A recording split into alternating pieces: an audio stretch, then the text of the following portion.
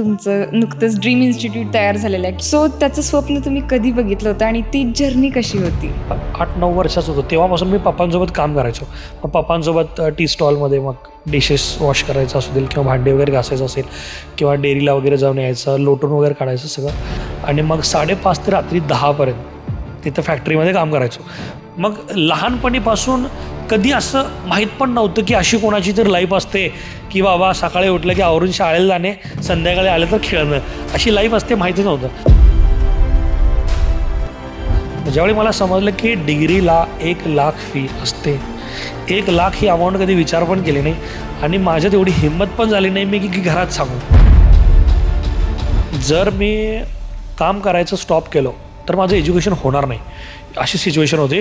मी editing करायचो ना लॅपटॉपवर, घरी व्हायचं नाही व्यवस्थित काम आणि घरी लाईट जायची, सारखं लाईट जायची म्हणजे ते घरात ॲटमॉस्फिअर नसायचं.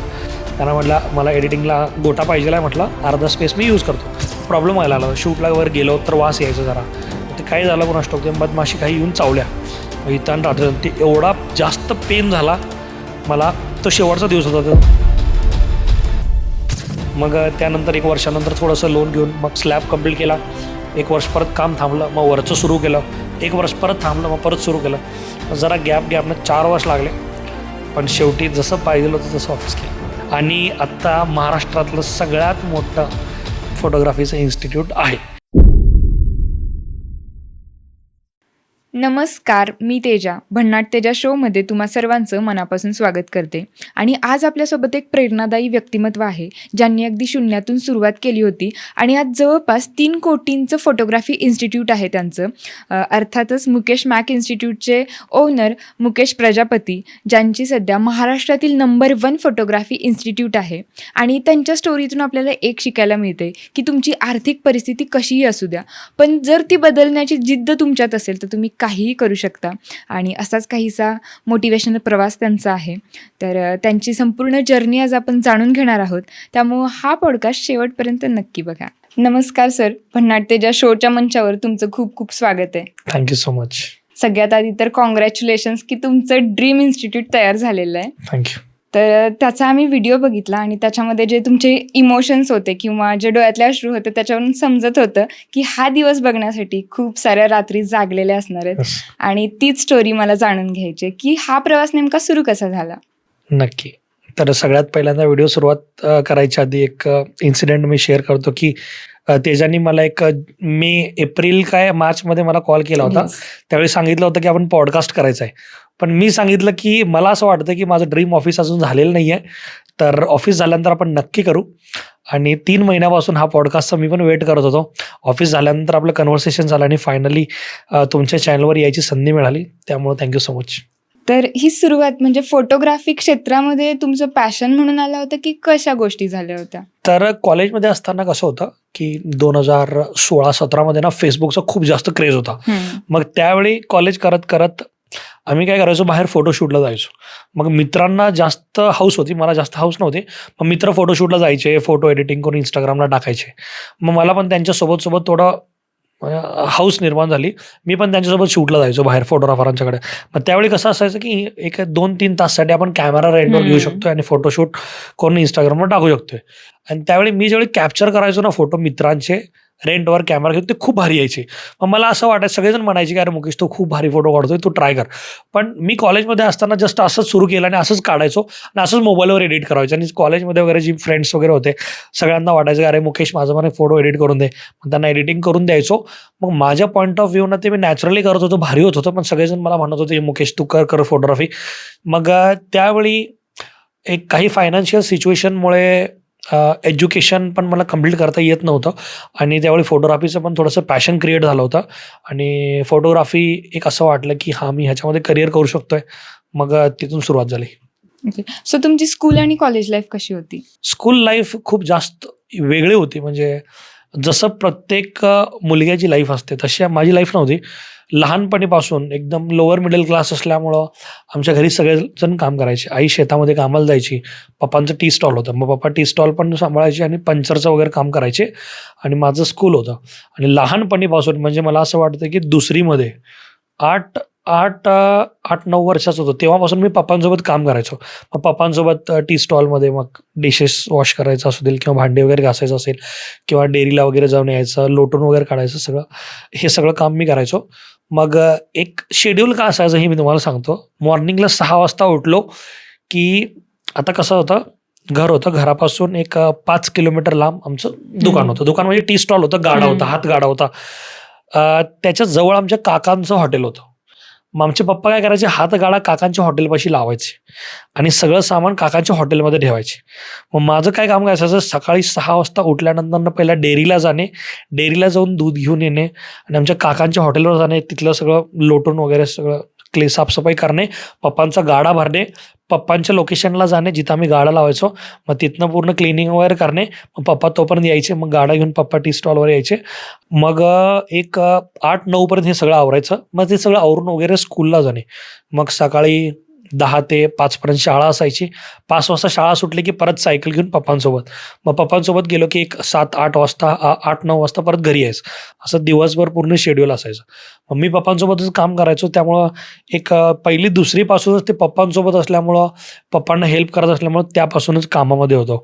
मग स्कूल लाईफ झाल्यानंतर ना, म्हणजे आपली प्राथमिक शाळा झाल्यानंतर ना 5वी नंतर थोडीसं लाईफ चेंज झाली आणि अजून थोडं जास्त स्ट्रगल वाढलं.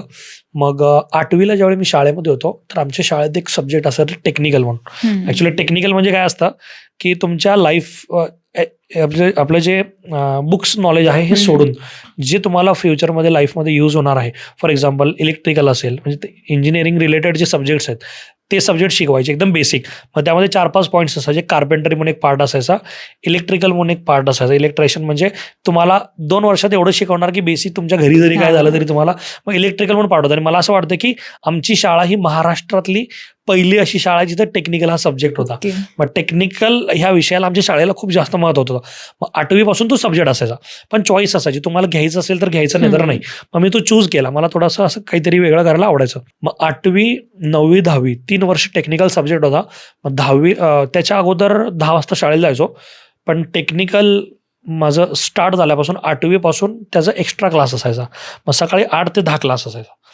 मग त्यावेळी थोडं कसं काम वाढलं आणि थोडी सिच्युएशन अजून जरा डिफिकल्ट होती, त्यामुळे त्यावेळी माझं शेड्यूल काय झालं, काम अजून वाढलं.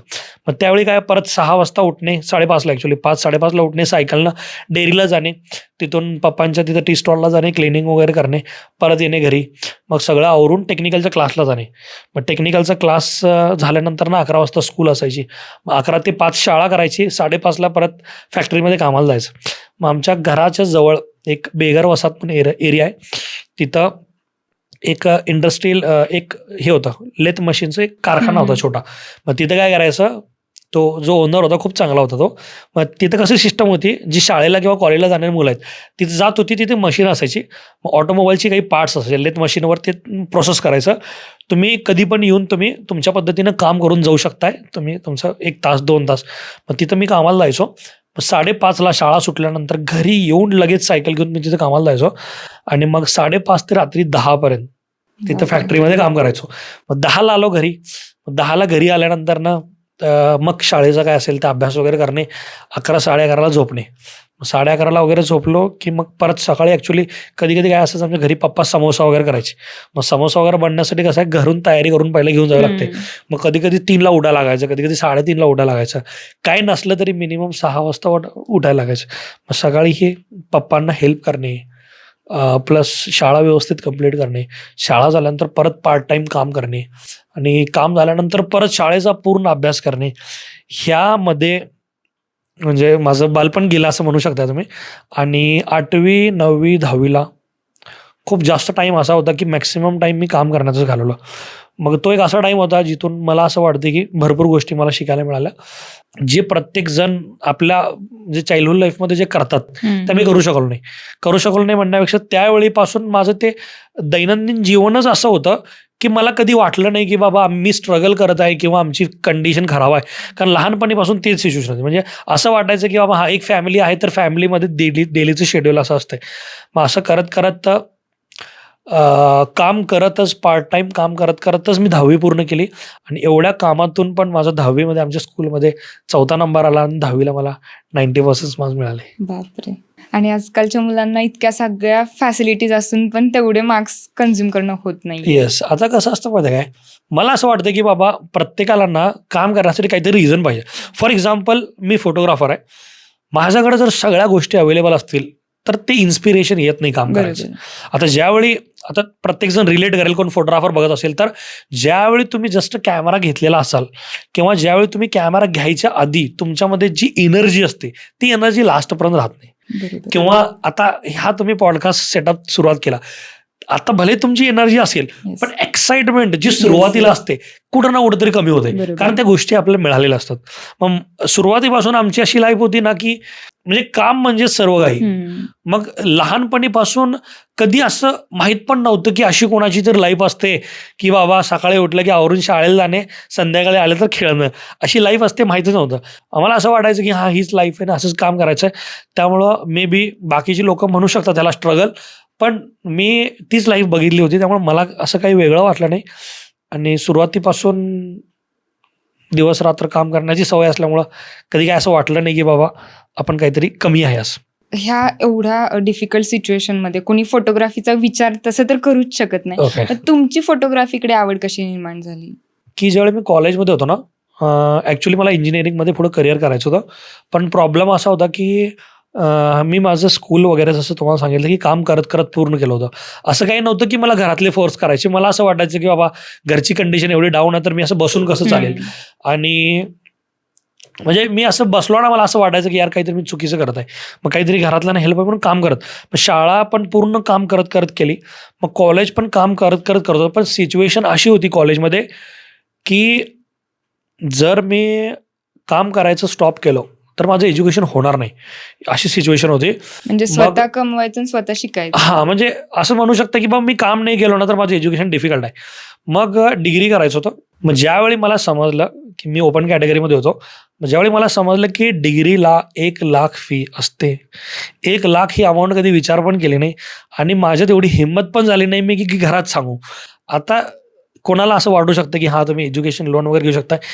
मी तुम्हाला माझी कंडिशन एक्सप्लेन करतो की मला गव्हर्नमेंट कॉलेजमध्ये ॲडमिशन मिळालेलं.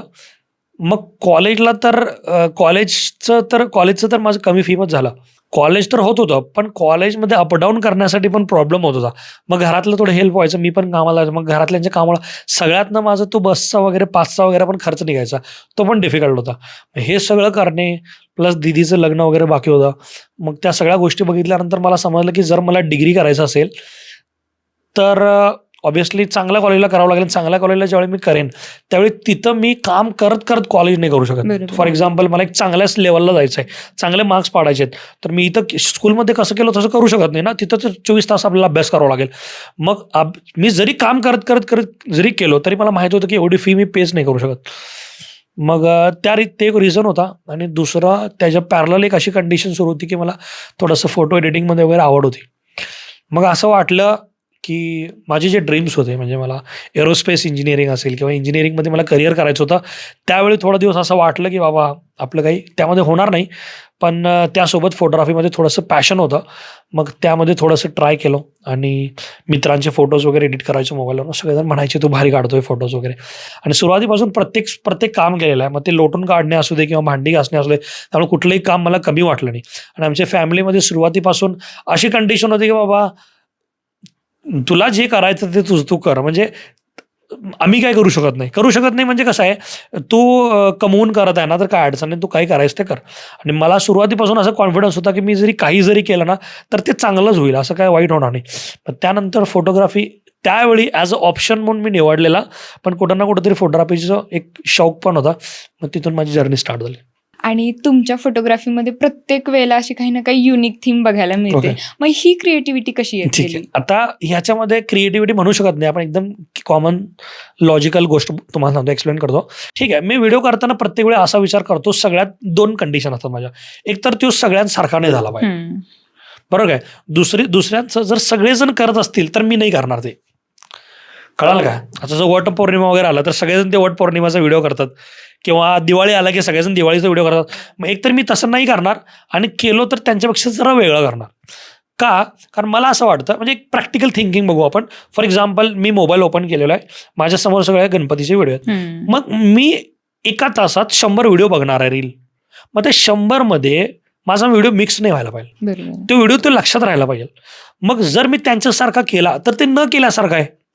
आज तुम्ही एक रील बघितला, उद्या जर तुम्ही त्याला विसरला तर ती डेड झाली ना. बरोबर. म्हणजे ते मी करून उपयोग नाही झाला. ते फक्त बघतील आणि लोक स्किप करून टाकतील. मग मला असं वाटतं की माझा कोणतरी व्हिडिओ बघितलं तर ते त्याला लक्षात राहावं. लक्षात कसं राहील, दुसऱ्यांच्या पेक्षा आपण जरा काहीतरी वेगळं केलं तरच लक्षात राहील, नंतर मग त्याचा काही उपयोग नाही. म्हणजे एक थॉट आहे, तुम्ही पण अप्लाय करू शकताय की तुम्हाला जर एखादा व्हिडिओ बनवायचा असेल आणि ऍक्च्युअलमध्ये तुम्हाला मनापासून करायची इच्छा असेल तर तुम्ही व्हिडिओ करताना फक्त एक स्वतःला प्रश्न विचारायचा की मी व्हिडिओ असा करायचा आहे मला की तो व्हिडिओ केल्यानंतर समोरच्याला तसा व्हिडिओ करायची इच्छा झाली पाहिजे. आता ऑब्व्हियसली जर तुम्ही तो दिवसभर जे व्हिडिओ बघतोय तेच केला तर वाटणार नाही. मग तुम्हाला फक्त जरा असा विचार करायचा की तो थांबून तो 5 मिनिट व्हिडिओ बघावा, त्याला तो एवढा आवडावा की तो विचार करायला पाहिजे की मला पण असा व्हिडिओ करायचा आहे. मग कॉमन सेन्स आहे की बाबा ऑब्व्हियसली तुम्ही दुसऱ्यांच्यापेक्षा जरा वेगळं केल्याशिवाय होणार नाही. एक एक्झाम्पल देतो. माझा महाशिवरात्रीचा व्हिडिओ आहे, ठीक आहे. मग माझ्याकडे ऑप्शन होता की बाबा हां, जिथं महादेवाचं मंदिर आहे, जिथं पेन टाईम येऊन व्हिडिओ करणार, पण सगळेजण तसं करणार ना. बरोबर. मग मी काय विचार केला, सांगलीमध्ये नाटकाचं जास्त क्रेज आहे, बरोबर काय, नाट्य पंढरी आपण म्हणतोय सांगलीला. मग तिथं ना नाटकाच्या सेटची प्रत्येक वस्तू आपल्याला मिळून जाते इझिली. मग माझा मित्र आहे, त्याच्याकडं पिंड होती, शिवलिंग. मग मी विचार केलो की मला आयडियल सेटअप कसा पाहिजे, हा कसा असायला पाहिजे, शिवलिंग कशा ठिकाणी भारी वाटेल. मग मी जस्ट इमॅजिन केलं की वॉटरफॉल आहे, वॉटरफॉलचं पाणी वाहत आहे आणि त्याच्यामध्ये शिवलिंग किती भारी वाटेल. पण तसं कुठं नसणार आहे आणि मी जर ते क्रिएट केलं तर ते कुणाला करायला जमणार नाही. मग मी हे नाही विचार केला की मी काय अवेलेबल आहे आणि तिथं कसं करू. मी विचार केलं की बाबा मला असंच पाहिजे आहे, ते कुठेही असेल तरी मी करेन. मी जर जाऊन त्या लोकेशनला शूट केलं तर त्या लोकेशनला 100 जण जातील किंवा 100 जण, सगळ्यांचा व्हिडिओ सेम होईल. मग मी विचार केला की मला असं पाहिजे आहे. मग मी काय करू शकतोय, ज्यावेळी तुम्ही स्वतःला क्वेश्चन विचारताय तुम्हाला आन्सर मिळतंय. सो आता तुमच्या व्हिडिओची जी क्वालिटी असते ना, म्हणजे खरं तर तुमच्यासारखे व्हिडिओ सगळ्यांना क्रिएट करायचे असतात, पण असं वाटतं की एवढी क्वालिटी हवी, म्हणजे एकदम प्रॉपर सेटअप हवा किंवा खूप सारे पैसे खर्च करूनच आपला असा सेटअप बनेल आणि तेव्हा कुठे असे व्हिडिओज आपले बनू शकतात. तर खरंच अशी क्वालिटी हवी असेल व्हिडिओची तर खूप सारे पैसेच खर्च करण्याची गरज आहे. ह्याचे 2 आन्सर आहेत. मी पहिल्यांदा आन्सर सांगतो. मला सांगा, एक चांगली स्टोरी लिहायची आहे, भले एक तरी मी एक सिम्पल स्टोरी लिहितो आणि एक अशी स्टोरी लिहितो जी जगात सगळ्यांना आवडेल. पेनच लागणार ना त्याला. येस. स्टोरी लहान असेल का मोठी असेल त्याला पेनच लागणार आहे. मग भले पेन सोबत मी पेपर यूज करू किंवा मी 4 मित्रांना घेऊन लिहू, पेन तोच असणार आहे, लिहिणारा वेगळा असणार आहे, बरोबर आहे. आता दुसरं गोष्ट, व्हिडिओ म्हणजे काय असतंय, व्हिडिओ म्हणजे तो त्या माणसाला फील झाला पाहिजे. आता आपण लाईट्स वापरतोय, लाईट का वापरतोय, कारण तिथं अंधार असतोय म्हणून लाईट वापरतोय. कळालं काय. मला व्हिडिओ असा वरून असा घ्यायचा आहे तर माझा हात जाऊ शकत नाही म्हणून ती क्रेन असते.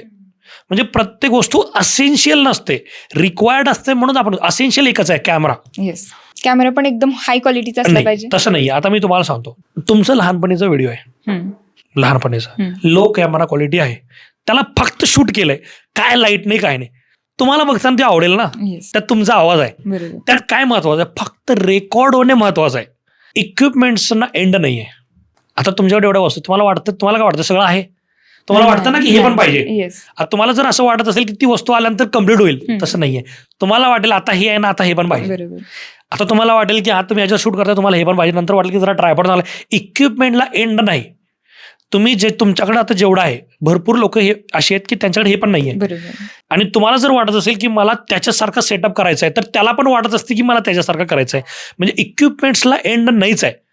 त्यामुळं मला असं वाटतं की तुमच्याकडे जे अवेलेबल आहे त्यात तुम्ही काय बेटर करू शकताय हे विचार करायचं. इक्विपमेंट मॅटर करतंय कुठं, तुम्हाला सांगतो, हा पण लई महत्वाचा बरं. ज्यावेळी तुम्ही वेडिंगमध्ये काम करताय त्यावेळी टाइम लिमिटेड असतो. लिमिटेड टाइममध्ये तुमची स्किल उपयोगाला येणार नाही. फॉर एक्झाम्पल, माझ्याकडे स्पेस कमी आहे, मला वाईड लेन्सच पाहिजे, माझ्याकडे क्लोज लेन्स आहे, माझ्याकडे 85mm लेन्स आहे, मी माझ्या स्किलचं काय करणार. तिथेही लागेलच तुम्हाला. तुम्ही स्टेजवर शूट करताना जर स्टेजवरचा एरिया कमी असेल, तुमच्याकडे फुल फ्रेम कॅमेरा पाहिजेलच. हाफ फ्रेम कॅमेरामध्ये काय होतं, तुमचा एरिया कट होतो. मग मी लई स्किलफुल आहे पण माझ्याकडे हाफ फ्रेम कॅमेरा आहे, चालणार नाही. तिथं वेडिंगमध्ये गर्दी असणार आहे, तुम्हाला कमी स्पेसमध्ये वाईड एरिया आला पाहिजे. मग जर तुमच्याकडे हाफ फ्रेम कॅमेरा असेल, तुमचा एरिया कट होणार, तुम्हाला मागं जावं लागेल, स्टेज लहान असणार. वेडिंगमध्ये तुम्ही शूट करत आहे, मेकअपचं शूट करतोय, रूम लहान आहे, तिथं तुम्हाला जरा वाईड लेन्स लागू शकते, क्लोज तिथं स्पेस कमी पडणार. मग वेडिंगला ज्या ठिकाणी आपल्याला काही लिमिटेशन्स असतात त्यावेळी इक्विपमेंट्स मॅटर करते. आता माझं इक्विपमेंट कसं पूर्ण झालं ह्याची तुम्हाला छोटी स्टोरी सांगतो, तुम्हाला समजेल. मी 10वीला होतो. थोडंसं मी मोबाईलवर वगैरे कधीतरी फोटो एडिट करायचो आणि असं वाटायचं की बाबा कधी तर फोटोग्राफी करू आपण. मग त्यावेळी आमचे घरमालक होते, त्याच्या मुलगीचं लग्न होतं. मग त्यांच्या वेडिंगमध्ये ना फोटोग्राफर आला होता एक, त्याचा सेटअप लावलेला होता त्यांनी भरपूर. मी विचार केला की अरे एवढा सेटअप आपल्याकडे कधी होईल. आता मी हे जर विचार केला असतो की मला तसा सेटअप करायचा आहे तर तिथपर्यंतच पोहोचलो असतो, त्याच्या पुढे गेलो नसतो. फॉर एक्झाम्पल मी विचार केला की मला ही गाडी घ्यायची आहे तर तीच गाडी घेणार, त्याच्या वरच्या गाडीपर्यंत जाणार नाही. मग मी त्या गोष्टीवर फोकस केलं नाही. मी विचार केला माझ्याकडे आत्ता काय आहे, कॅमेरा आहे, तर मी त्यातनं बेस्ट रिझल्ट काढणार. मग मी माझ्या कामावर फोकस केलो आणि ज्यावेळी माझ्याकडे सगळं सेटअप होतं त्यावेळी मला ती गोष्ट आठवली की अरे मला त्यावेळी माझ्या डोक्यात आला सेटअप होईल, पण आता माझ्याकडे त्यापेक्षा जास्त सेटअप आहे. म्हणजे मी त्या गोष्टीवर फोकस केलो नाही, मी कामावर फोकस केलो. तुम्ही कामावर फोकस करा, त्यातनं अर्निंग होतंय, चांगले पैसे मिळवाल आणि ती वस्तू आणाल तुम्ही. आता ह्याच्या रिलेटेड अजून एक एक्सपिरियन्स सांगतो. ज्यावेळी मी कॉलेजमध्ये होतो, माझी ड्रीम बाईक होती R15. बरोबर. आता मी प्राईस मला प्रॉपर माहीत नाही, 1.5 लाखाच्या आसपास बाईक असेल. पण मी फक्त विचार केलो की एक चांगली बाईक पाहिजे आणि मी माझ्या कामावर फोकस केलो आणि मी बाईक घेतली, डॉमिनार 400. 3 लाखाची ऑलमोस्ट बाईक आहे. पण ती बाईक घेतल्यानंतर मला लक्षात आलं की माझी ड्रीम बाईक ती वाली होती. का? कारण मी त्याच्यावर फोकस केलो नाही ना, मी कामावर फोकस केलो. ऑब्व्हियसली तुम्ही कामावर फोकस केल्यानंतर तुम्ही जे पाहिजे ते अचीव्ह करू शकताय. पण तुम्ही जर एखाद्या वस्तूवर फोकस केला तर तीच वस्तू येणार, त्याच्यापेक्षा बेटर येणार नाही. आता तुम्ही 5,000चा माईक डोक्यात ठेवला, तुम्ही कामावर फोकस करा, तुमचा 10,000चा माईक येईल. पण तुम्ही 5,000च्या माईकवर फोकस केला, 5,000चाच माईक येणार. एका सिनेमॅटोग्राफरसाठी स्टोरी किती महत्वाची आहे? व्हिडिओ 2 रिझनमुळं भारी होऊ शकतोय. एक तर व्हिज्युअल्स भारी आहेत आणि दुसरं स्टोरी भारी आहे. हे दोन्ही वेगवेगळे आहेत. बरोबर आहे. फॉर एक्झाम्पल मी वेडिंगमध्ये शूट करतोय आणि माझ्यासमोर ब्राईड आहे, नवरी आहे. तर नवरीला स्माईल वगैरे करता येत नाही, तिला एक्सपिरियन्स नाही आहे. त्या ठिकाणी जर तुम्ही स्टोरी क्रिएट करायचा प्रयत्न केला, तिला काहीतरी करायला लावला तर ते खराब वाटणार. आता एक कपल आहे, त्यांनी कधी शूट केलं नाही, मी त्यांना सांगितलं तुम्ही इथून या, तुम्ही त्यांना बघा, तुम्ही शॉकिंग एक्सप्रेशन द्या, ते फेक वाटणार. मग त्या ठिकाणी व्हिज्युअली व्हिडिओ कसा बेटर वाटेल हे विचार करायला पाहिजे. फॉर एक्झाम्पल मी त्यांना पोज वगैरे करायला लावणार नाही, मी त्यांना स्टेबल घेणार आणि व्हिडिओमध्ये नेचरवर मी जास्त फोकस करणार. मंदिर दिसायला पाहिजे, सनलाईट दिसायला पाहिजे. मग तो आपलं टार्गेट काय असेल, व्हिडिओ तो लोकांना आवडला पाहिजे, तो कसाही वाटू शकतोय. मग त्यात स्टोरी पण असू शकते किंवा तो व्हिडिओ व्हिज्युअली पण भारी वाटू शकतोय. व्हिज्युअली म्हणजे काय, दिसायला भारी असणे.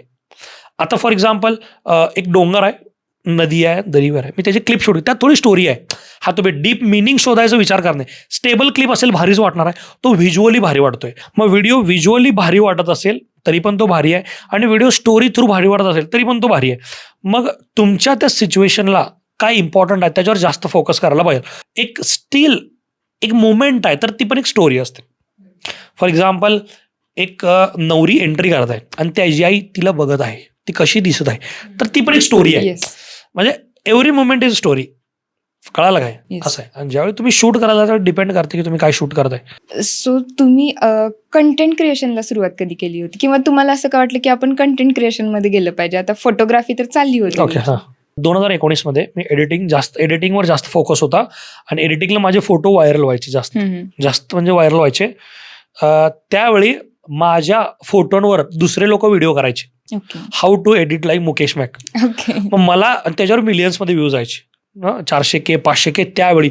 मग मला माझे मित्र म्हणायचे, अरे मुकेश तुझा व्हिडिओ एवढे जण टाकतात त्याला व्ह्यूज, तू पण टाक ना. म्हटलं हा ठीक आहे, बघू करू काहीतरी. आणि काय झालं, माझा एक मित्र भेटला मला, त्यानं सांगितलं की अरे मुकेश असं असं असतं, युट्यूबवर अर्निंग वगैरे होते, असं असं असतं, करूया सुरू. आणि त्यानंतर मग मला असं वाटलं की बाबा ठीक आहे, आपण ट्राय करू एकदा. आणि त्यावेळी असं होतं की युट्यूबर असणे म्हणजे एक वेगळी पर्सनॅलिटी. आता बघायला गेलं तर ठीक आहे, बेटर आहे, पण कुठं ना कुठेतरी युट्यूबर प्रत्येक गावामध्ये वगैरे आहेत. त्यावेळी कसं होतं, युट्यूबर आहे, तुझा व्हिडिओ इंटरनेटवर आहे, ही लई मोठी गोष्ट असायची. पण त्यावेळी मी असं विचार करून सुरू केलं की माझ्याकडे लोक त्या पर्स्पेक्टिव्हनं बघतील, एक चांगली पर्सनॅलिटी पद्धतीने बघतील. आणि व्हिडिओ सुरू केला, मग व्हिडिओज बनवायला लागला आणि रिस्पॉन्स चांगला यायला लागला. कारण त्यावेळी ॲक्च्युली काय होतं, मेन रिझन काय की त्यावेळी शिकवत नव्हतं कोण, त्यावेळी व्हिडिओज खूप कमी असायचे आणि मला शिकवायला आवडायचं. त्यामुळं मग मी व्हिडिओज वगैरे सुरू केले, मग रिस्पॉन्स आला, मग असं यूट्यूबची जर्नी सुरू झाली. ओके, आता हे यूट्यूबचं सांगितलं, आता सेम इंस्टाग्रामचं तुम्हाला सांगतो. तर इंस्टाग्रामबद्दल एक खूप इंटरेस्टिंग स्टोरी आहे. कॉलेजमध्ये असताना ना फेसबुकचं जास्त ट्रेंड होतं, इंस्टाग्राम लई लोक वापरायचे नाही. हा, आणि इंस्टाग्रामवर काय असायचं त्यावेळी, फेसबुकला जर तुमचं अकाउंट असेल तर ऑटोमॅटिकली ते इंस्टाग्रामला लिंक व्हायचं आणि तुमचं इंस्टाग्रामला आपोआप अकाउंट निघायचं. मग तुम्ही त्या ॲपवर क्लिक केलं की आपोआप अकाउंट निघायचं, जसं थ्रेडचं आहे बघा आता तसं निघायचं. आणि माझे फेसबुकवर जास्त होते फॉलोअर्स आणि इंस्टाग्रामवर ऑटोमॅटिकली वाढलेले ते अकाउंट निघून, मला माहित नव्हतं. मग काय झालं, मला एकट्याने मित्राने येऊन काय सांगितलं, अरे मुकेश तुझ्या इंस्टाग्रामवर 800 फॉलोअर्स आहे, तू इंस्टाग्राम का नाही वापरत? म्हणून माझं इंस्टाग्रामवर अकाउंट आहे, मला माहितीच नाही. मग ते आपोआप निघायचं ना अकाउंट, म्हणजे ते तुम्ही क्लिक केलं की निघायचं तेव्हा कंटिन्यू टू फेसबुक म्हटल्यानंतर. मग मला समजलं की आमच्या कॉलेजमध्ये सगळ्यात जास्त फॉलोअर्स माझे आहेत 800. अकाउंट काहीच माहित नव्हतं. आणि अकाउंट मग पण मला हे माहित नाही की वापरायचं कसं आहे. त्यावेळी इंस्टाग्राम हाय क्वालिटी फोटोसाठी वापरायचे लोक, कारण जे सेलिब्रिटीज असायचे ना ते इंस्टाग्राम वापरायचे, ते फेसबुक वापरायचे नाही. आणि त्यांनी स्वतःचे फोटो टाकायचे. आता कसं कुठल्याही सेलिब्रिटीची एजन्सी असते, मार्केटिंग थ्रू होते. आता सेलिब्रिटी स्वतःचे फोटो जास्त टाकत नाहीत, ब्रँडिंग. त्यावेळी स्वतः शेअर करायचे आणि त्यांचे ओरिजिनल फोटो असायचे. पण इंस्टाग्रामला वापरायला येत नव्हतं. मग कॉलेजमध्ये एक माझी फ्रेंड होती आयशा म्हणून, मग ती खूप एक्सपर्ट होती प्रत्येक गोष्टीमध्ये, इंस्टाग्राम फेसबुक हे तिला माहीत असायचं सगळं. मग तिनं म्हटलं की मुकेश तुझं मी अकाउंट काढून देते. मग तिनं माझं अकाउंट काढून दिलं आणि तिनं मला पूर्ण सांगितलं कसं वापरायचं आहे. मग त्यानंतर मी इंस्टाग्राम सुरू केलं आणि एवढं त्याचं ॲडिक्शन झालं की, आणि प्रत्येक सुरुवातीपासून माझं म्हणजे असं जास्त काय ॲडिक्शन म्हणता येणार नाही, म्हणजे कंट्रोल आहे स्वतःवर. त्यामुळं मी फोटो एडिटिंग करायला मला जास्त आवडायचं. मग मी एडिटिंग करून इंस्टाग्रामवर टाकायचो, एडिटिंग करून इंस्टाग्रामवर टाकायचो. आणि त्याच वेळी काय असायचं की फोटोग्राफीचा क्रेज जास्त सुरू झाला होता, फेसबुकचं ज्यावेळी क्रेज होतं. मग त्यावेळी एक असं ट्रेंड होता की बाबा एक 3 ताससाठी 2 ताससाठी आपण कॅमेरा रेंटवर आणणे, फोटोज वगैरे काढणे.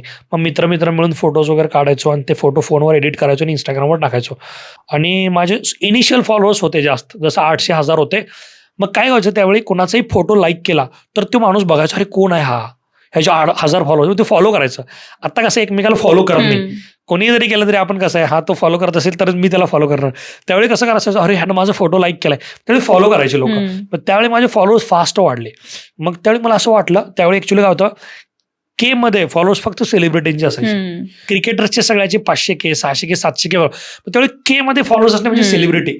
मिनिमम के म्हणजे 10K 10,000 झाले. मला असं वाटायचं की 10K झाले पाहिजेत. मग त्यावेळी मी कंटिन्यू फोटो टाकायचो आणि त्यावेळी मी टेक्निक काय फॉलो करायचो, माझे फॉलोअर्स जास्त होते.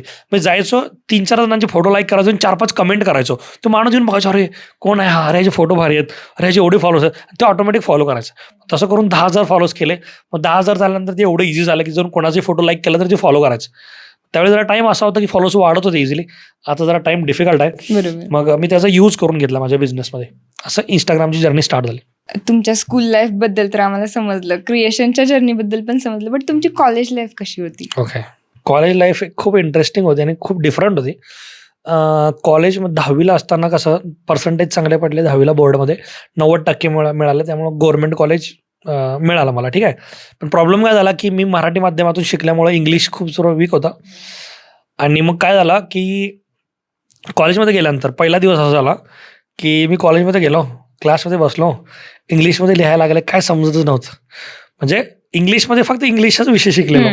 मग ते मॅथ्स आणि सायन्स सगळं इंग्लिशमध्ये आल्यानंतर ना त्या लेक्चरला मला लई असं म्हणजे डिमोटिवेटिंग वाटलं. म्हणजे असं वाटलं की अरे मी आमच्या गावातला आमच्या स्कूलमधला टॉपर, मला काहीच समजत नाहीये. मग त्यावेळी तो मुवमेंट अजून पण लक्षात आहे. मी स्कूलमधनं बाहेर आलो लेक्चर संपल्यानंतर ना, आणि मी टेरेसवर गेलो आमच्या कॉलेजच्या आणि मी इमोशनल झालो थोडा, म्हणजे रडायला लागलो. आणि मला विचार केलो की अरे कसं होणार आपल्याला काहीच घेत नाही आहे. मग काय झालं, मी जरा दोघांशी बोललो, मित्रांशी. म्हटलं असं वाटत आहे. त्यांनी म्हटलं अरे आम्हाला पण तसंच वाटत आहे. म्हणजे मराठी माध्यमातून शिकून जे डायरेक्ट डिप्लोमा स्टार्ट केले ते खूप वेगळा होता टाईप. मग त्यानंतर ना फर्स्ट इयर थोडंसं सेटल होण्यामध्ये गेलं. सेकंड इयरला आल्यानंतर ना थोडं कंडिशन म्हणजे थोडं खूप चेंज झालं लाईफ. की असं होतं की काम करत करत कॉलेज केलं तरच पूर्ण होणार, नाही तर नाही. तर ॲक्च्युली कॉलेज टाईममध्ये असताना पण मला वाटलं की काही ना काहीतरी काम करायला पाहिजे. तर त्यावेळी माझा एक मित्र होता दीपक म्हणून, तो फॅक्टरीमध्ये कामाला जायचं. एक फेमस कंपनी आहे स्टार नमकीन, माहीत असेल तुम्हाला, संजय गोडावतची. मग तिथं चिप्सची फॅक्टरी होती. मग त्यानं म्हटलं की मुकेश आपण तिथं जाऊ. पण मी म्हटलं कॉलेज असतं. त्यानं म्हटलं कॉलेज कितीपर्यंत असतं? 5पर्यंत. मग त्यानं म्हटलं बघ काहीतरी करता येते काय ॲडजस्ट, मग आपण दोघं जाऊ. मग ते जर डिसिजन घेतलं होतं की मी आता फोटोग्राफी आपल्याला करावी लागेल, ह्यामध्ये आपल्याला करता येणार नाही. मग त्यानंतर फर्स्ट कॅमेरासाठी मी पैसे कसे कलेक्ट करायचे म्हणून तिथून माझी पहिल्या कॅमेराची प्रोसेसिंग सुरू झाली की कसं करायचं. मग त्यानंतर काय करायचं, मी 3 दिवसामधनं 1 दिवस कॉलेज बंक करायचं दुपारनंतर.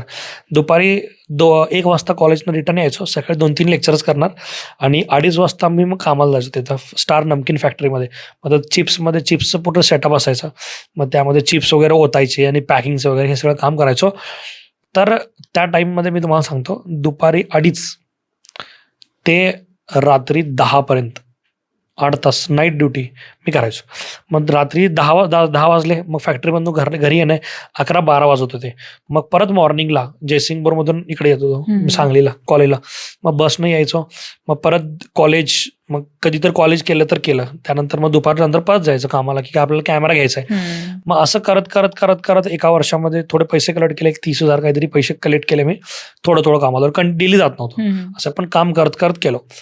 पण मला हे लक्षातच आलं नाही की मी घरातल्यांना पण सांगू शकतो की मला कॅमेरा घ्यायचा आहे. कारण सुरुवातीपासून काम करण्याची सवय असल्यामुळे कधी घरात विचारलो नाही किंवा कधी असं डिपेंडंट राहिलो नाही. मग मला असं वाटलं की अरे थोडे पैसे कमी पडतात, घरातल्यांना सांगून घेऊ. आणि घरातल्यांचं कसं होतं, बाबा काही पण कर बाबा, तू अर्निंग लवकर सुरू होऊ दे. म्हणजे एकदा काहीतरी अर्निंग सुरू झालं म्हणजे काम धंदा काहीतरी मुलगा कामाला लागला की बरं. मग आमच्या घरात असं नव्हतं सुरुवातीपासून की मुलगा असं काहीतरी हायली एज्युकेटेड करायला पाहिजे. सिच्युएशन अशी होती, बाबा तुला जे करायचं तू तुझ्या पैशानं कर किंवा असं कर. मग त्यानंतर घरात सांगितलं. मग घरातले म्हणजे ठीक आहे चालेल. मग म्हटलं की असं बाहेर शूटला वगैरे जातोय, मला लई मुलं विचारतात की बाबा तुझ्याकडे कॅमेरा आहे का. मग माझ्याकडे कॅमेरा नाही, आणि कॅमेरा असेल तर मला शूट्स वगैरे मिळतील. मग घरातले म्हटले काय किती काय होईल काय. मग माझ्याकडे पैसे होते ते थोडे कमी पडलेले, ते घरातनं घेऊन मग मुंबईला मी कॅमेरा घेण्यासाठी गेलो. मग मी 40,000 रुपये घेऊन गेलो होतो मुंबईला. मग कॅमेरा होता 45,000चा.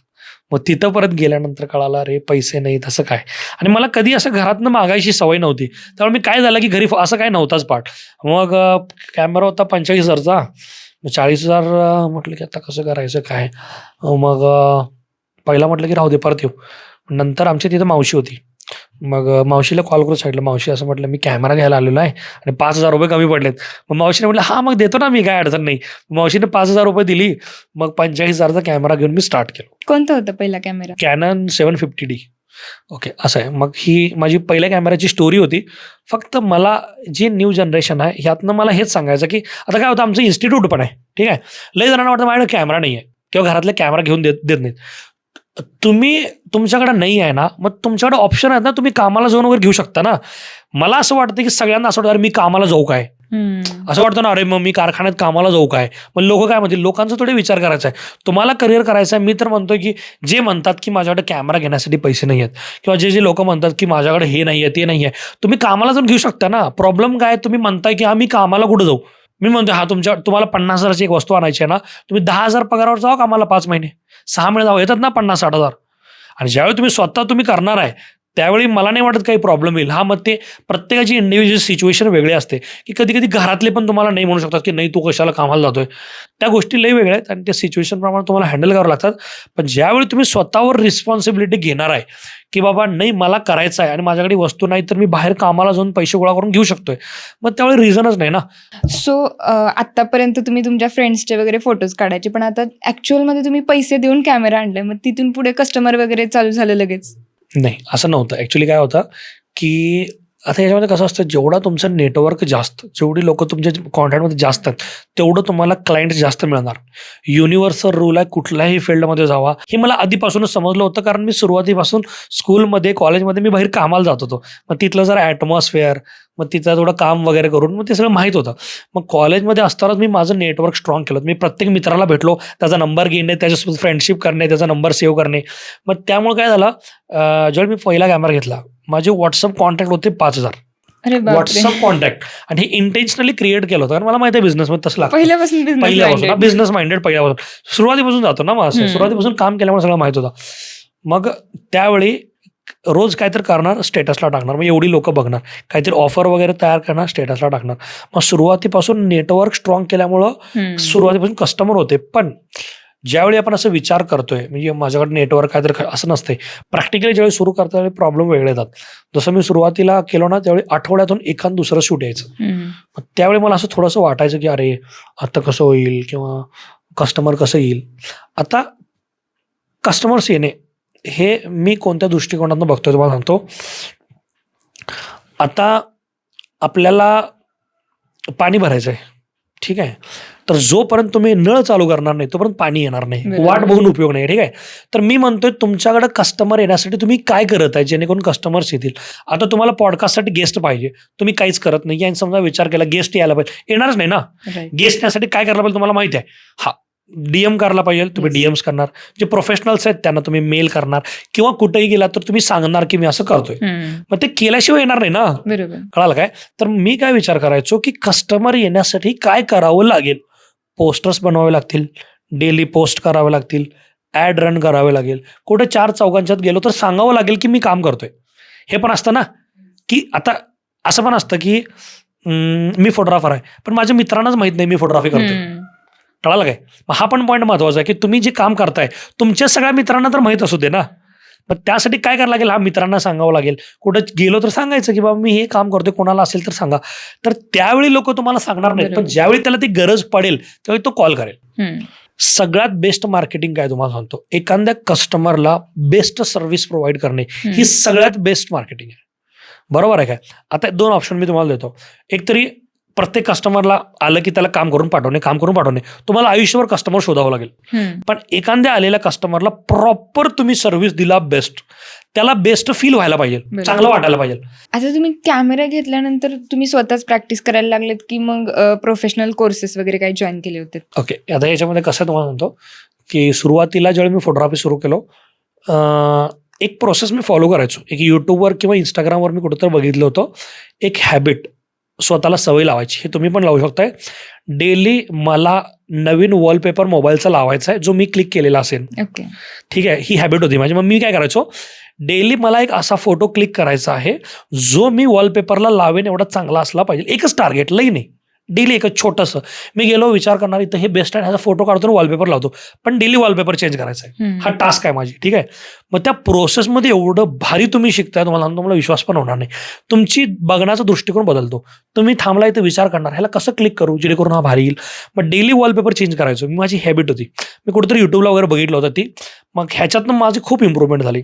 ही पहिली हॅबिट. आणि दुसरी हॅबिट अजून एक खूप भारी होती, ते पण अप्लाय करू शकता तुम्ही जर बघत असेल. घरात जर तुम्ही कुठलीही नवीन वस्तू आणला त्याचं पहिला फोटोशूट करायचं. मग अशा 2-3 हॅबिट होत्या ज्याच्यातनं माझी स्किल खूप इम्प्रूव्ह झाली ऑटोमॅटिकली. आणि शिकताना मी माझ्या एनर्जीचा पूर्ण वापर केला. म्हणजे जी एक्साइटमेंट असते त्यात खूप जास्त शिकलो. पण काही प्रॉब्लेम्स असे असतात जे प्रोफेशनली सॉल्व्ह होत नाहीत. मग मला असं वाटायचं की या गोष्टी मला अजून व्यवस्थित समजल्या पाहिजे.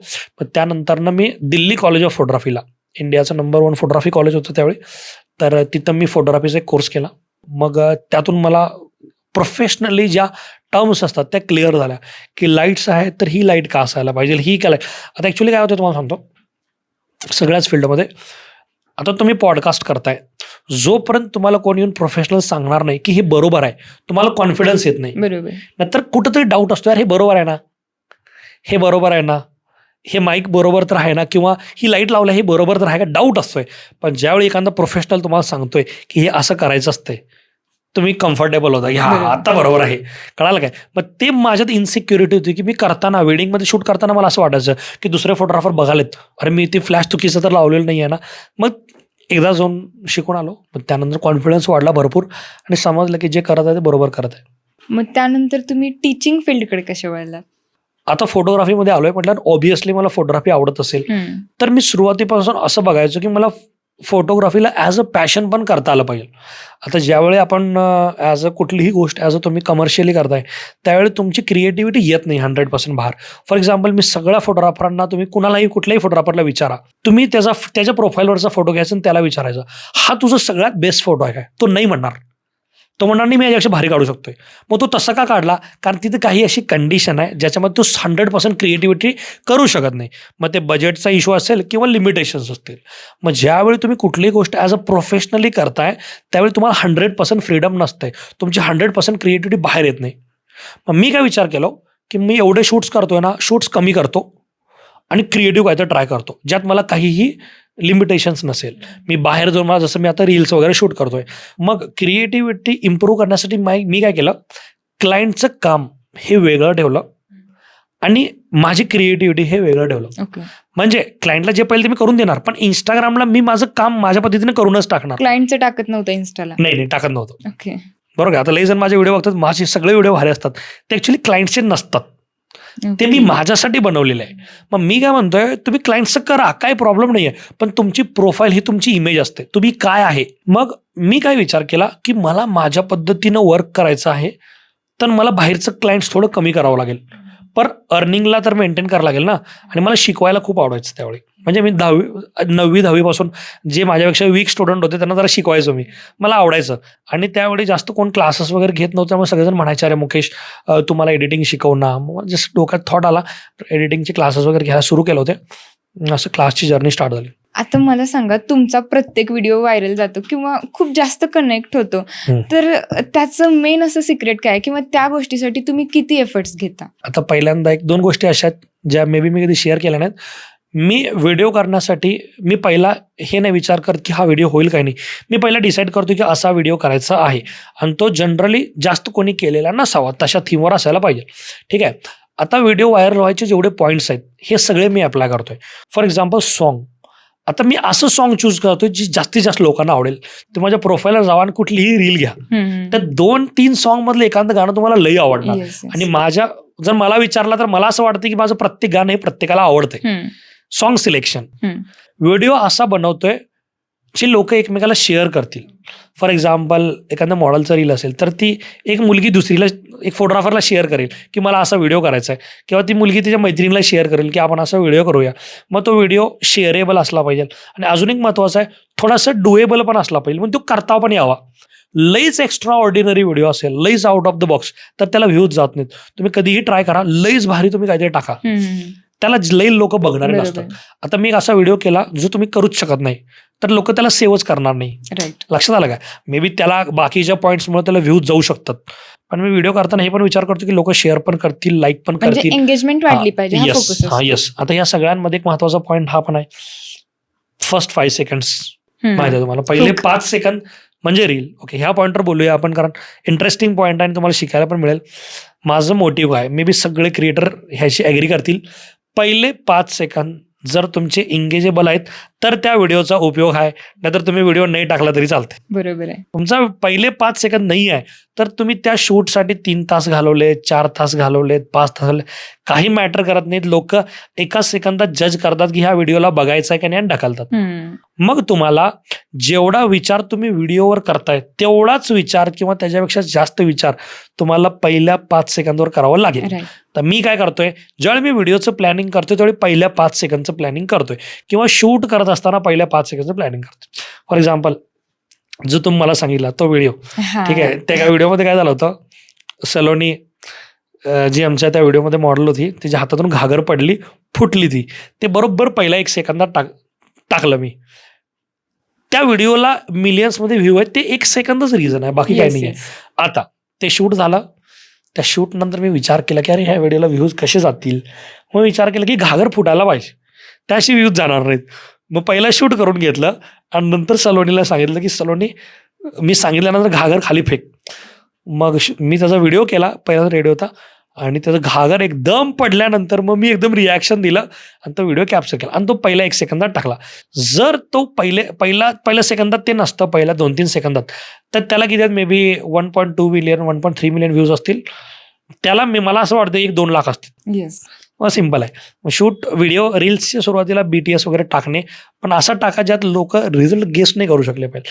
बट आता सोशल मीडियाच्या अल्गोरिदम मध्ये, म्हणजे सोशल मीडियाचा अल्गोरिदम इम्पॉर्टंट आहे की ट्रेंड इम्पॉर्टंट आहे, काय वाटतंय? तर मला असं वाटतंय की जर तुमचं मोटिव्हच असेल की व्ह्यूज आणि लाईक्स फॉलोअर्स वाढवणं, जे ऑब्व्हियसली लोकांचं असू शकते, तर तुम्ही ट्रेंडला फॉलो करा, काही प्रॉब्लेम नाही आहे. पण ट्रेंडला फॉलो करण्यामध्ये एक प्रॉब्लेम काय आहे, तुम्हाला प्रत्येक वेळी ॲक्टिव्ह राहावं लागेल, बघावं लागेल, आणि जे लोक करतात तेच करावं लागेल, आणि त्यात तुम्ही क्रिएटिव्ह ब्लॉक क्रिएट होतोय. क्रिएटिव्ह ब्लॉक म्हणजे काय, माणूस स्वतः विचार करायचं कमी करतोय. मग मला असं वाटतंय की जर तुम्हाला लॉंग टर्म राहायचं आहे तर तुम्ही स्वतःचं कंटेंट क्रिएट करा, स्वतःचं काहीतरी स्पेसिफिक USP तयार करा, तुमचं काहीतरी कंटेंट क्रिएट करा, स्वतःचं एक वेगळी स्टाईल असायला पाहिजे, त्यात तुम्ही अल्गोरिदमचा विचार करून करा. आता तुमचं नुकतंच ड्रीम इन्स्टिट्यूट तयार झालेलं आहे किंवा ड्रीम ऑफिस असं म्हणू शकतो. सो त्याचं स्वप्न तुम्ही कधी बघितलं होतं आणि ती जर्नी कशी होती? ओके, आता ह्याची सुरुवात करू आपण फर्स्ट ऑफिस पासून. हे मी कधी कुठल्या चॅनलवर किंवा कधी शेअर केलेलं नाही आहे आणि शेअर करायला आवडेल मला. आम्ही उदगाव गावामध्ये राहायचो, मळा होता, चौगुले मळा. आमच्या घराच्या साईडला आमच्या शेताच्या, म्हणजे आम्ही शेतात रानात राहायचो, मळ्यामध्ये तर भाडेकरू म्हणून. समोर दुसरं रान होतं, तिथं एक बंडगर फॅमिली होती. मग त्यांच्या घरामध्ये गोटा होता. RCC कन्स्ट्रक्शन मध्ये गोटा होता, असं जसं कौलाचा गोटा असतो, ठीक आहे. मध्ये भिंत, अर्धा गोटा होता, अर्धा गोडाऊन होता, म्हणजे शेताचं सगळं धान्य वगैरे ठेवण्यासाठी. मग मी एडिटिंग करायचो ना लॅपटॉपवर, घरी व्हायचं नाही व्यवस्थित काम, आणि घरी लाईट जायची, सारखं लाईट जायची, म्हणजे ते घरात ॲटमॉस्फिअर नसायचं. मग मी जस्ट विचार केला की जाऊन त्यांना विचारूया की हे देतील काय भाड्यावर एडिटिंगला गोठा. हा गोटा. आणि मग मम्मी म्हटली तिथं कुठं काय करतोयस, आणि मी तुला तो म्हटलं तिथं कुठं करतोयस, कोण आलं भेटायला वगैरे, फोटोज वगैरे द्यायला, काय विचार करतील. म्हटलं आत्ता आपल्या हातात काय आहे करणं ते करणं, पुढचं पुढं बघू. तर नाही रे, नाही म्हटलं. तरी पण मी गेलो, विचारलो त्यांना म्हटलं मला एडिटिंगला गोटा पाहिजे आहे, म्हटलं अर्धा स्पेस मी यूज करतो. त्यांना काय वाटलं, हा उगाच हो म्हणून विचारायला लागलाय, 2 दिवसानंतर हा सोडून जाईल, इथं करता येणार नाही, म्हणजे परिस्थिती त्यांना माहित होती. ते विचारले की अरे आता हा कसं म्हणायचा, आणि हा म्हटलं तर भाडं कसं मागायचं, यांचं तर काय तेवढी परिस्थिती नाही. म्हटलं की मी देईन, म्हटलं तुमचं काय असेल ते भाडं. म्हटलं मग मलाच गरज होती, मी म्हटलं तर मी तुम्हाला 500 रुपये म्हटलं देतो रेंट. मग त्याने म्हटलं हा ठीक आहे. मग दुसऱ्या दिवशी विचारलो मी त्यांना सांगितलं, म्हणजे स्वच्छ करून ठेवा, मग मी येईन उद्यापासून एडिटिंगला. मग 2 दिवसांचा गेलो, मग त्यांनी काढले नव्हते, म्हणजे तसंच होतं ते. मला वाटलं त्यांना द्यायची इच्छा नाही. म्हटलं प्लीज, म्हटलं मला द्या, काय असेल तर तुमचे चार्जेस होतं. मग त्याचा एक लहान भाऊ होता, त्याला रिक्वेस्ट केलो. मग त्यांनी म्हटले अरे, त्यांनी कारण सांगायला लागले की अरे, म्हणजे ऍक्च्युली काय त्यांच्या पॉईंटवर ते बोल, त्यांना वाटत होतं की अरे मी तिथं नसावं, हा मुलगा इथं कुठं काय करणार आहे, असं त्यांना वाटायचं. मग मी त्यांना सांगितलं एक काम करा, हे कोपऱ्यातले 4 पोती हे काढा, म्हटलं इथं मी करतो म्हटलं एडिटिंग. मग तिथं त्यांनी पहिला राहायचे, ज्यांचं ते गोटा होता ना, तिथं सगळ्यात पहिला 3 राहायचे. तर कोपऱ्यात भिंतीला फरशी लावलेली असते ना, तिथं टीव्ही ठेवायला ती फरशी होती. म्हटलं की तिथे एक बोर्ड आहे ना, झालं म्हटलं माझं ऑफिस, काय नाही, तिथे लॅपटॉप ठेवतो तिथे एडिटिंग करतो. मग प्रॉब्लेम काय व्हायचा, एडिटिंग करायचं, ते गोट्यात एकच लाईट होती, आणि जरा ढासं वगैरे म्हणा, किंवा बाहेर गेलो तर ते शेणाचा वास वगैरे येणे, तसं व्हायचं. मग सगळेजण मला म्हणायचे अरे मुकेश तिथे जाऊ नको, आणि ऍक्च्युली सगळ्यांचं बरोबर होतं, त्या ठिकाणी मी चुकीचा होतो. पण मी काय विचार करत होतो, जे आपल्या पद्धतीने होतं ते करत जाणे, डिले काय करायचं नाही, नंतर करू बघायचं नाही, आता आपल्या एडिटिंगला हे अवेलेबल घ्यायचं. मग प्रॉब्लेम व्हायला लागला, शूटला वर गेलो तर वास यायचं जरा, किंवा मग तिथं आत अजून एक इन्सिडेंट झाला की त्या गोट्यामध्ये मधाचा पोळा होता एक. मग ते काय झालं कोणास ठाऊक, ते मधमाशी काही येऊन चावल्या, मग इथं रात्र ते एवढा जास्त पेन झाला मला. तो शेवटचा दिवस होता त्याचा, मग सोडलो. मी 2-3 महिने राहिलो, त्याचं एडिटिंग केलो. काही क्लायंट्स वगैरे भेटायला यायचे, क्लायंट्स म्हणजे असंच आउटडोर शूट वगैरे करायचो. मग मला मित्रांनी पण सांगितलं, घरातले पण सांगितलं अरे नाही रे, भेटते बाहेर, तू बाहेर ट्राय कर. मग तो पहिलं माझं ऑफिस होतं ॲक्च्युली.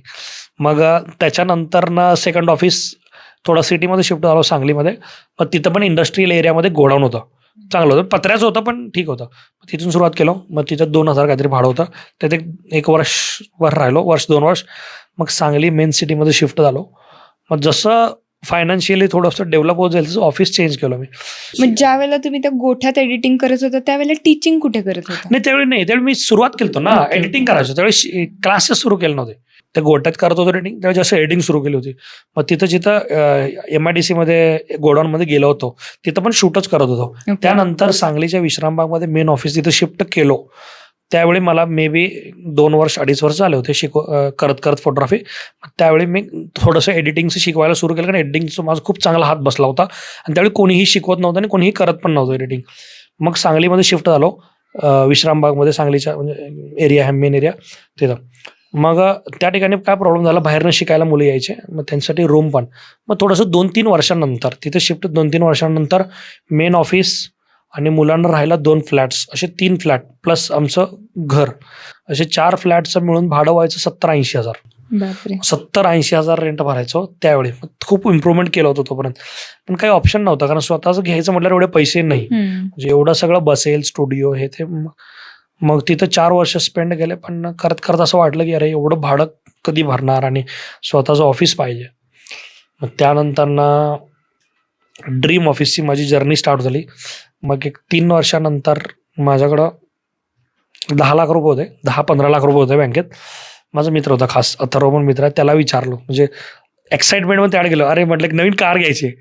मग मी ब्लेस्ड आहे की मला अशी मित्र मिळाली जिने मला सजेशन पण दिलं. त्यांना म्हटलं अरे कार कशाला घेताय, तू तुला आता कार नाही आहे त्यामुळे वाटत आहे, तू कार घेतल्यानंतर तुला काय वाटणार नाही, तुला असं वाटेल की ह्याच्या ठिकाणी हे घालवलं पडतो. मग मला असं वाटलं की हा कार घेऊ शकतोय, पण कारची नीड नाही आहे.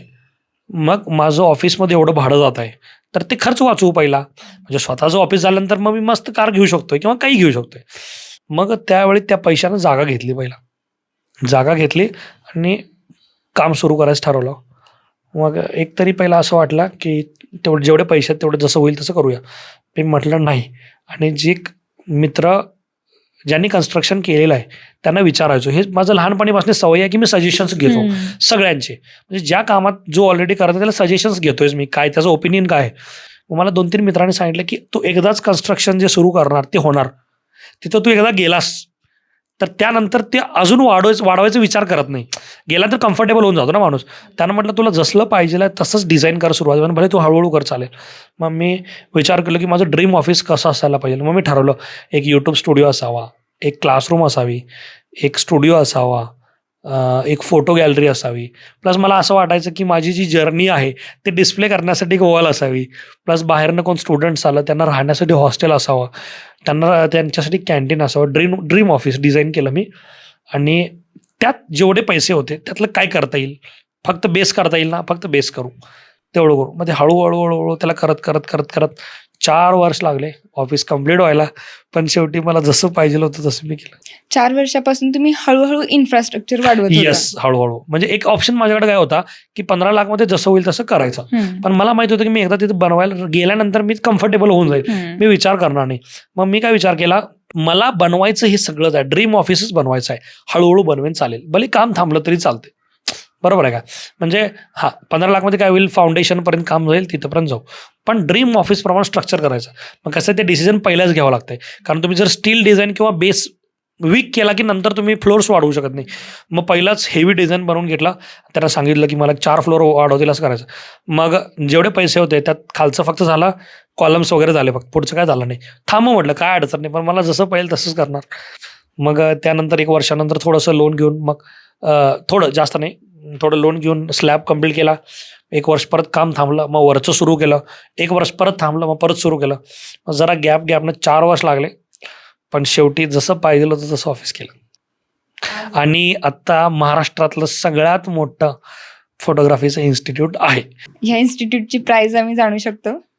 ओके, आता जागा आणि असं जर ओव्हरऑल पकडलं तर एक 2.5 CR पर्यंत.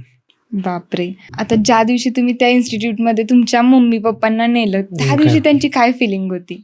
ओके, ॲक्च्युली तो खूप जरा माझ्या लाईफमधला सगळ्यात महत्त्वाचा मोमेंट म्हणू शकता तुम्ही. मी जेवढं पण केलं होतं ते त्या मोमेंटसाठी केलं होतं. आणि ओपनिंग होती ऑफिसची, 2 दिवस होतो कार्यक्रम. मग सगळेजण मी म्हणत होते, की अरे गेस्ट कोणाला तरी बोलव. म्हटलं आपण जे आहे आपल्या आईवडिलांच्या मुळे आहे, त्याच्यापेक्षा बेस्ट तुम्ही कोणाला बोलवणार आहे. मला असं वाटतं, की प्रत्येकाने तुमच्या ऑफिस, जे ड्रीम ऑफिस असेल, घराचं ओपनिंग, आई वडिलांना सोडून जर तुमची दुसऱ्याच्या हातानं करत आहेत तर काय, म्हणजे असं मला असं वाटतंय. प्रत्येकाचं ओपिनियन वेगळा असू शकतोय. तुमचं जर गोल्स वेगळे असतील, तुम्हाला काही गोष्टी शो करायच्या असतील करू शकताय. पण मी चूज केलं, की आमच्या ऑफिसचं ओपनिंग, घराचं ओपनिंग मी आई वडिलांच्या हातानं करणार. आमचे पप्पा विचारलं, की अरे कोण येणार आहे ओपनिंगला. म्हटलं सांगतो तुम्हाला नंतर, म्हटलं ऑफिसच्या दिवशी. मग घरातल्यांना बोलवलं. मग ज्यावेळी मी तिथे थांबलेलो होतो, रिबिन कट करायची होती, तो मोमेंट मी मॅनिफेस्ट केला होता आधीपासून, की मला असं ते मोमेंट येईल. पण त्या मोमेंटला पूर्ण मी फ्लॅशबॅकमध्ये होतो, की बाबा त्या मोमेंटसाठी काय काय केलेलं आहे मी. मग म्हणजे त्या मोमेंटला मी तुम्हाला एक्सप्लेन करू शकत नाही, की मी काय काय फील करत होतो. मग मी रिबिन कट केली. त्यानंतर मला आईवडिलांच्या पाया पडायचं होतं. मग मी पाया पडलो. त्यानंतर थोडंसं रिलॅक्स झालो. आता मी त्या ऑफिसमध्ये एंटर करतोय, पण मी कुठून सुरू केलं होतं, म्हणजे तुम्हाला मी सांगितलं माझ्या पहिल्या ऑफिसपासून, त्या गोट्यापासून ते तिथंपर्यंत, हे मी एक्सप्लेन नाही करू शकत. म्हणजे ते माझ्या भावना अशा होत्या, की मी ह्या मोमेंटसाठी मी काय काय केलेलं आहे ते कम्प्लीट फ्लॅशबॅकमध्ये होतो मी. त्यामुळे मला ॲक्च्युली समजलंच नाही काय काय काय काय झालेलं आहे. मी गॉगल घातलेला होता, मला माहीत पण नाही मी गॉगल पण घातलेला आहे. अशा गोष्टी झाल्या. आणि तो मोमेंट माझ्या लाईफमधला सगळ्यात बेस्ट मोमेंट होता. मला असं नाही वाटत की याच्यापेक्षा काही बेस्ट मोमेंट येईल. आला तरी त्याची इम्पॉर्टन्स तेवढी नसेल जेवढी त्या मोमेंटची होती. आणि त्यावेळेला तुमचे मम्मी पप्पा काय फील करत होते तुमच्याबद्दल? घरी आल्यानंतर आमची मम्मी, आमच्या मम्मीला दुसऱ्याचं विचारले, आईला विचारले, अरे मुकेश रडला की काय त्या दिवशी. आणि ॲक्च्युली ना माझी इमेज ना लई स्ट्रॉंग आहे म्हणजे मी रडेल असं कोणाला वाटत नाही. मला रडताना कोण बघितलंच नाही. मग त्या मोमेंटला शॉक झालं की अरे मुकेश रडला की काय. मग मम्मीला फोन वगैरे यायला लागले, अरे व्हिडिओ बघितला मुकेशचा, मुकेश रडालता की काय. मग मम्मी म्हटली मला त्या मुकेशचं रडायला बघून रडू आलं म्हटली. आणि त्या गोष्टी असतात आईच्या, की बाबा आईला पण माहित असतं ना की बाबा काय काय केलेलं आहे मुलांना. असं आहे. एक क्विक रॅपिड फायर करूया. ओके. इनडोअर शूट की आउटडोअर आउटडोअर शूट? ऑलवेज. मनी और पॅशन? पॅशन, कारण मनी तर आहे आता. फेम की peace? Peace. Dream destination for shoot? London Bridge. आता मी व्हिडिओमध्ये सांगतो, लंडन ब्रिजवर शाहरुख खानचं जे सॉन्ग आहे मितवा, तिथला मी व्हिडिओ करून टाकेल. 1-2 वर्षामध्ये, 2 ते 3 वर्षामध्ये तिथं मी व्हिडिओ शूट करून टाकेन. ते माझं ड्रीम प्लेस आहे. तुमचा फेवरेट क्रिएटर? अथर्व रुके. एका शब्दात तुमची जर्नी सांगायची झाली तर ते काय असेल? अनस्टॉपेबल. खरोखरच खूप इन्स्पायरिंग जर्नी आहे तुमची आणि तुमच्याकडे बघून बरेच फोटोग्राफर मोटिवेट होतात. तर अशाच बऱ्याच मुलांना काय मेसेज द्याल तुम्ही आपल्या पॉडकास्ट थ्रू? काहीही शूट करा, पण तुम्ही क्लायंटचं सोडून एक्स्ट्रा पण ट्राय करत राहा. आणि अजून एक, हे पहिलं सजेशन. दुसरं सजेशन जे मला असं वाटतंय, मी काय केलं मॅडम, सुरुवातीपासून मी प्रत्येक वर्षी काही ना काहीतरी नवीन ट्राय करत गेलो, जेव्हा मी बोर नाही झालो. नाहीतर असं होतं फोटोग्राफीमध्ये ना, तुम्ही 5-6 वर्ष काम केलं ना, 6-7 तेच कंटिन्यू पॅटर्न फॉलो होऊन ना, एक टाइम असा येतो की माणूस ते पैशासाठीच करायला लागतो. त्यासाठी पण ठीक आहे, ते काय वाईट नाही आहे, पण बोर होऊन जातो माणूस. म्हणजे असं कंटाळा यायला लागतो की कधी एकदा वेडिंगला गेल्यानंतर असं वाटलं, कधी एकदा घरी जाऊ, किंवा रेडिंगला असं बसल्यानंतर असं वाटलं कधी एकदा क्लायंटला देऊ. असं वाटायचं नसेल तर प्रत्येक वर्षी ना तुम्ही काही ना काहीतरी नवीन शिकत राहा, तुम्हाला चांगलं वाटेल. हे पहिलं सजेशन होतं. आणि दुसरं सजेशन शॉर्टमध्ये सांगतो की तुम्ही तुमच्याकडे जो क्लायंट आलेला आहे त्याला बेस्ट सर्व्हिस प्रोव्हाइड करणे आणि त्याला हॅपी ठेवणे किंवा त्याला हॅपी करणे, हीच तुमची सगळ्यात मेन मार्केटिंग आहे आणि सगळ्यात मोठी मार्केटिंग आहे. आज खूप मोलाच्या गोष्टी आम्हाला शिकायला मिळाल्या आणि ऑफकोर्स आपल्या बघणाऱ्या ऑडियन्सला पण मिळाल्या. सो तुम्ही आज इथे आलात, तुमचा वेळ आम्हाला दिला, त्याबद्दल खूप खूप धन्यवाद. Thank you so much. आणि हा माझा पहिलाच पॉडकास्ट होता, त्यासाठी तुम्हाला पण थँक्यू सो मच. मनापासून आभार चान्स दिल्याबद्दल. थँक्यू. तर आजचा हा पॉडकास्ट तुम्हाला कसा वाटला कमेंट नक्की करा आणि नेक्स्ट पॉडकास्ट तुम्हाला कुणाचं बघायला आवडेल तेही सांगा. धन्यवाद.